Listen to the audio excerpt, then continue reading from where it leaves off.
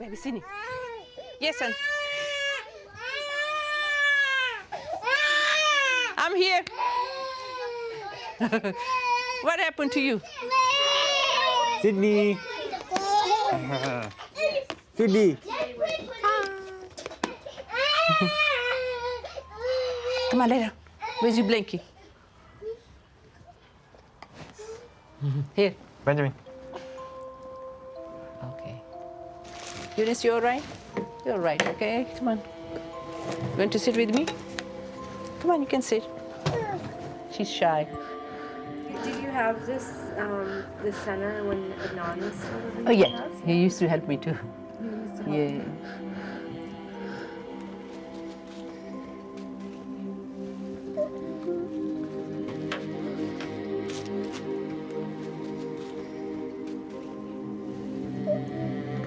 I'm sorry.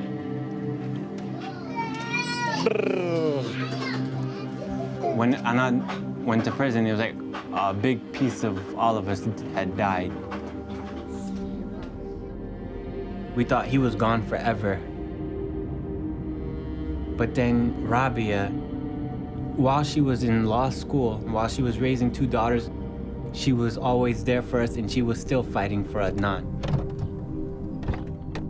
Adnan would have been forgotten by everyone if it wasn't for Rabia. It doesn't look like a baby's room yet. Nothing's in here, as you painted.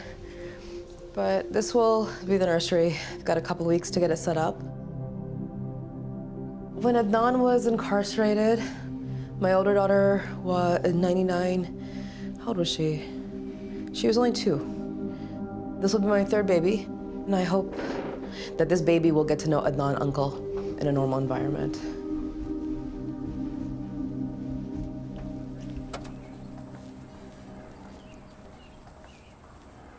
These are some of the most important documents related to Adnan's case, and they're the ones that I've been carrying around with me because I can't keep all of his 15 boxes of files with me.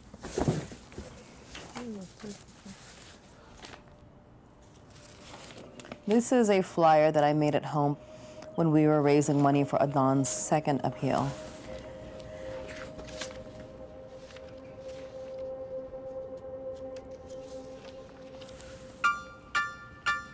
For years, I've been saying to Adnan, we should go to media, we should go to journalists, because they can do things we can't do. I went to my laptop and I started looking for a reporter who had covered the case in 1999 for the Baltimore Sun. And the first name I came across was Sarah Koenig. She was a producer at NPR, and I thought, okay, well, she's not in Baltimore anymore, but maybe this will work. I went to go see Rabia. She was surrounded by paper, files, loose stacks, binders, some crappy-looking boxes, all court documents and attorney's files from Adnan's case.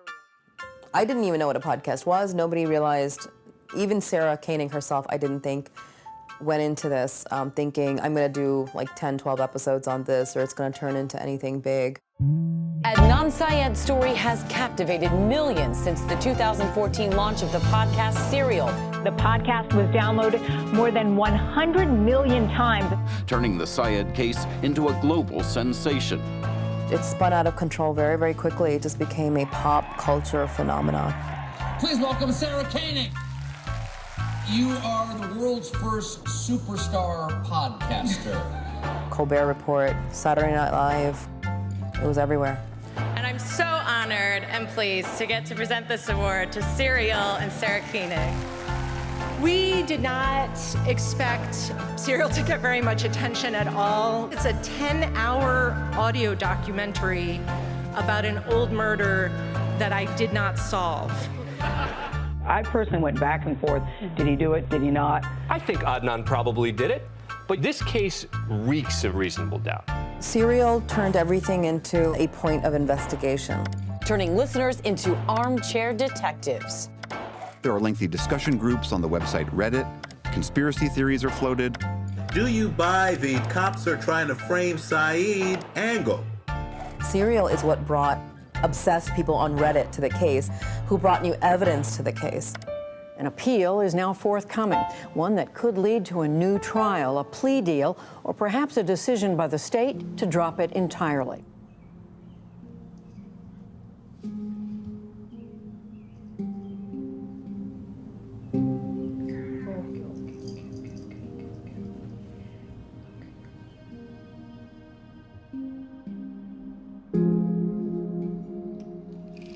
Serial was the first time that I was able to see the case from the perspective of other people. What I realized then was that Serial, at least, was not going to be a story that was going to exonerate him. And that in the absence of a real smoking gun evidence of his innocence or someone else's guilt, that this ambiguity would always haunt us.